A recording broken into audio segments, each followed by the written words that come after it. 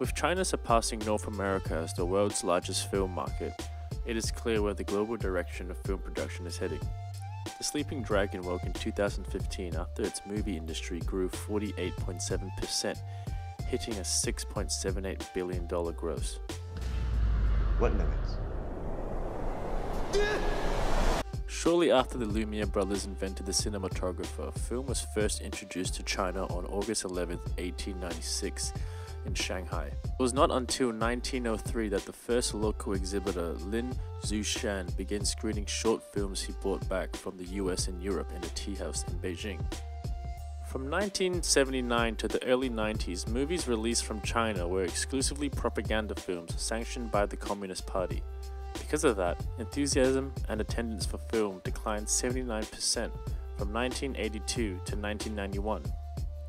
In an effort to promote the silver screen, China imported its first ever film, The Fugitive, starring Harrison Ford and Tommy Lee Jones, in 1994.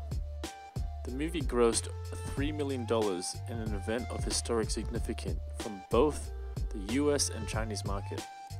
Ever since then, China has been importing more American films, between 6 and 10 screened in theaters every year, from the years 1995 to 2000. Your fugitive's name is Dr. Richard Kimball. Go get him. The reason for this growth of demand is due to the country's expanding middle class, with the country's GDP per capita growing from $1,000 in the year 2000 to over $7,500 in 2014.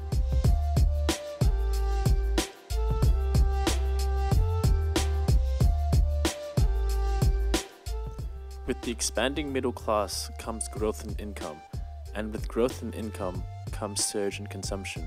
To satisfy the population of 1.3 billion and growing, 15 movie screens are built in new and existing cinemas each day, with 5,000 movie screens built nationwide in 2013 alone.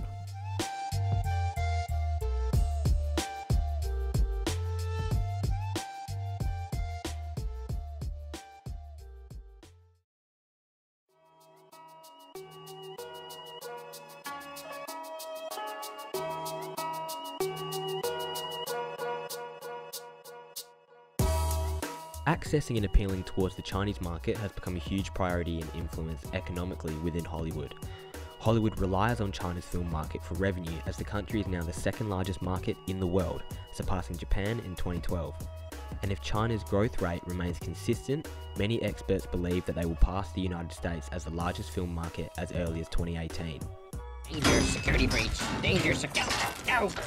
China's total box office revenue from 2015 was $6.78 billion and is slowly increasing yearly. And with stagnating box office receipts and steeply rising film budgets, Hollywood blockbuster films are left with only one immediate option in order to gain profit, and that is entry into the Chinese market. Now, since China screened its first American film, The Fugitive, in 1994, Hollywood has increasingly chosen to appease Chinese censors when faced with difficult choice between tailoring its content for China or potentially losing billions of dollars in revenue. And these censors affect not only Chinese audiences but also audiences in the US and around the world. Hollywood has confronted broad consequences when it does not appease the Chinese regulators. In 2015, the movie Captain Phillips found itself $9 million short of its anticipated revenue after finding itself unable to distribute in China because of the film's positive portrayal of the US military. Revenue from Hollywood movies in China now has steadily grown over the past decade. In the first 10 months of 2015, US films had already grossed over $2 billion in China, a new annual record. We've never met before, right? Follow me. Within that, the 4 highest grossing American films that opened in China relied heavily on the Chinese market for profits. For 3 of these 4 films, Cinderella, Jurassic World, and Avengers Age of Ultron, Chinese box office sales made up nearly a quarter of their total international gross. Now, the 4th film, Furious 7, topped the list of American films enjoying success in the Chinese market, receiving 34% of its total international gross from China. Hook 'em up.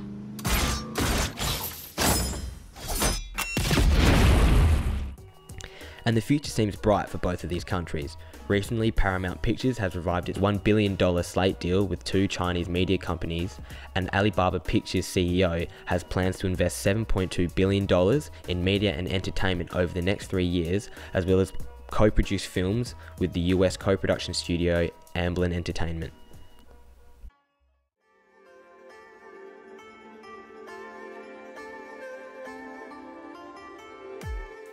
As the year 2017 is expected to see China become the world's largest box office market, companies in both Hollywood and China are eager to make blockbusters for the Chinese market that also appeal to a global audience.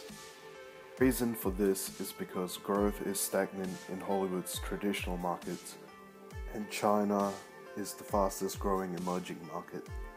China builds about 22 new movie screens a day, and with a middle-class population that will soon equal the size of the entire United States population at 320 million, Hollywood movies can make hundreds of millions per release.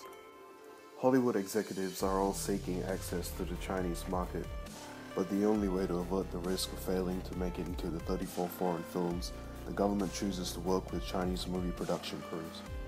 Take The Great Wall for example. The crew that worked on the movie were not only half Chinese and half international, but it was filmed entirely in China.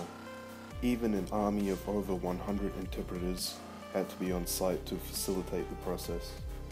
All this suggests that this film could be a model of how China and Hollywood approach the global market. What is it they want? To feed. Another film that has taken the same approach is Asura, set to be released in 2018. Its crew's key production roles are held by Hollywood veterans such as costume designer Neela Dixon and audio director Martin Hernandez, while the rest of the crew are made up of Chinese staff. This entire film will be shot in several locations across China, including Ningxia in the country's north, and the Qinghai Tibetan Plateau.